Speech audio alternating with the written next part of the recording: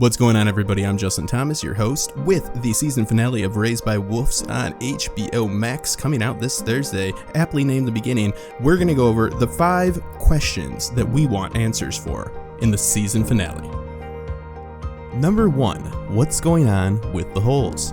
Immediately from the initial landing, we are introduced to these deep, foreboding holes. They are extensive and emit heat. Who or what created them? Could it be the giant serpents that we see the remains of on the surface, or perhaps even possibly some sort of a subterranean worm? However, after a closer inspection, the symmetry of the spiral grooves, indicative of drill grooves, are resemblant of the inside of a gun barrel, pointing towards some sort of intelligent design. Meaning there could have been, or may still be, some sort of intelligent being or civilization residing within Keppler 22, in which would create a third society that would predate the androids or the Mithraic.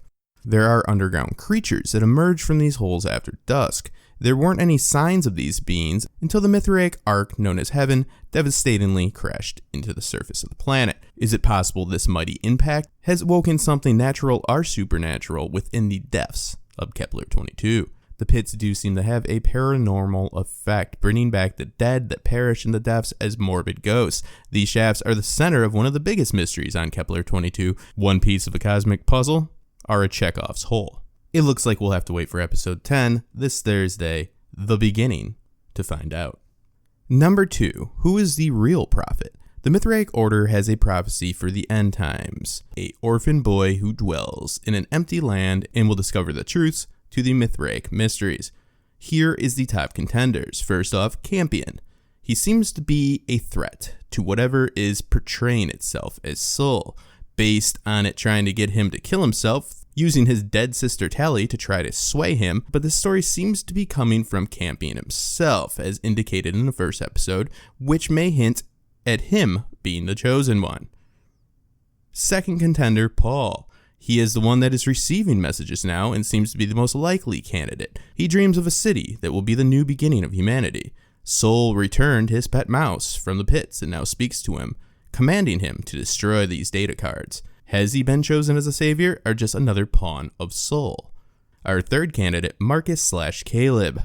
Soul has recently stopped talking to Marcus. Was Caleb just a tool? Perhaps he could still be the prophet. It appears that he won't die. However, his descent into further madness is apparent, especially since he ingested a necromancer's eye, making radiation poisoning almost a certainty. But if Super Otho is any indication, we could have an Incredible Hulk situation. It would make the Super Otho scene have more meaning, and we do know a great amount, if not all, of the necromancer's powers seem to come from her eyes. The next one is one of the least favorite, especially of mine, but cannot be ignored. We're talking about the potential child of Tempest. Otho was supposedly told by Soul to rape her, and if she dies giving birth soon after, it would technically make this child an orphan. This child would fit the mold of the prophecy, also making fate poetically sadistic and cruel. Let's hope that one doesn't come true. Up next, we have Mother's Child. We recently have found out that Mother is carrying a life form of some sort, whether this is a fully human child or half android, half human, or anything in between, could end up being the child that embodies the Mithraic mysteries. It's certainly possible. What if the prophet isn't even human? I know it's a long shot, but it must be examined, especially since Mother has been left in a weakened state. At least one of her eyes has been consumed by Caleb, and her eyes have been taken away from her no matter what, leaving her with life, but defenseless. She may have to sacrifice herself for the life of the child at some point. It is definitely fair to say that Mother has never been more vulnerable than she is now, and has never had more to lose. My personal take on prophecy is and always will be that prophecy is self-fulfilled and drives people mad. I've seen no indication that a prophecy will ever do anything but cause massive destruction and descent from within. So I wouldn't be too quick to back any of these possible candidates. But I would like to see in the season finale at least a declaration from our characters within our story and who they think is the embodiment of the prophecy and how that will play out. Number 3. What happened to the previous civilization at some point inhabiting Keppler 22b?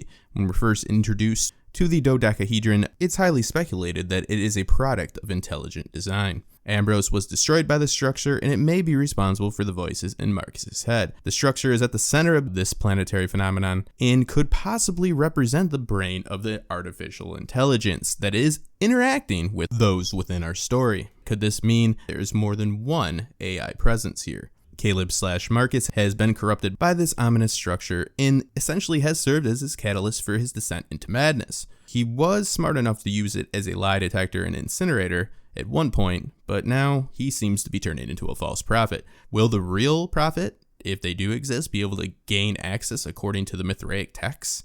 Hunter survived the test given to him by Marcus as well, giving us a second physical example that this structure has some sort of intelligence. Without a doubt, it does choose its victims, at least showing some range in agency. Something clearly happened to the society that was originally here. They seem to be the architects of their own destruction, much like humanity. Whatever happened to them could be a similar fate that's awaiting our characters if they don't make some changes. Number 4, the mysterious stranger. Marcus and the Mithraic Order stumble upon the encampment in Episode 5, Infected Memory. Could this be a remnant of a civilization that once was, or is this someone who has crash landed there? Our stranger has been watching over everyone, personally invested in the events that are transpiring. There's no doubt about this. Mother has seen the humanoid type before when she scanned the memory plates. Perhaps the stranger is one of the last survivors of this long-lost hypothetical civilization, maybe even returning home on Keppler 22b after a long space voyage, only to find they are the last of their kind.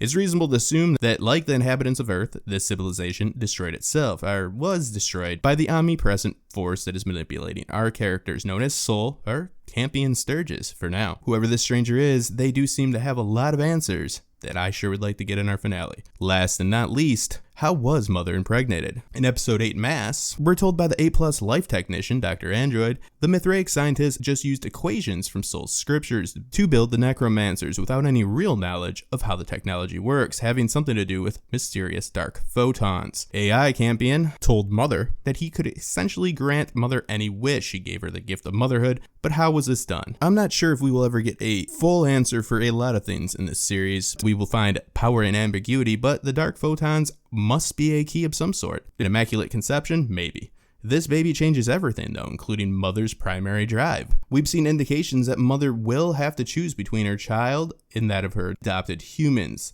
The gift of life has been given to her by what she perceives to be her creator. But is it really him? The Campion Sturgis in which we see within the simulation is not like the original. He is what Mother wants him to be. It could be Campion's consciousness downloaded in Mother, or it possibly be just some malevolent force that is manipulating Mother. Keppler 22 is clearly full of all sorts of different AI or godlike presences living within. If this AI is made from the same dark photons that Mother is, then it could make sense that it could create a new form of life. The showrunner Aaron Guzikowski has said about the necromancer, quote, "She represents something larger, both God and the devil, the beginning and the end. A little bit more of that." With the season finale aptly named The Beginning, hopefully we'll get some answers. Even Paul states in episode 9 that babies change everything. I say, this really will serve as a test to the agency and the range of emotion which Mother actually has. Is she able to change to protect her child? Is this within her programming? Are we all predestined and programmed to some extent? As always, I'm Justin Thomas. This is Top Shelf Fandom. Make sure to subscribe, and if you want to support creativity, check out the link for the Patreon below. Thank you to all my Patreons who make it possible for me to actually make content, and we'll see you guys all after the finale this Thursday.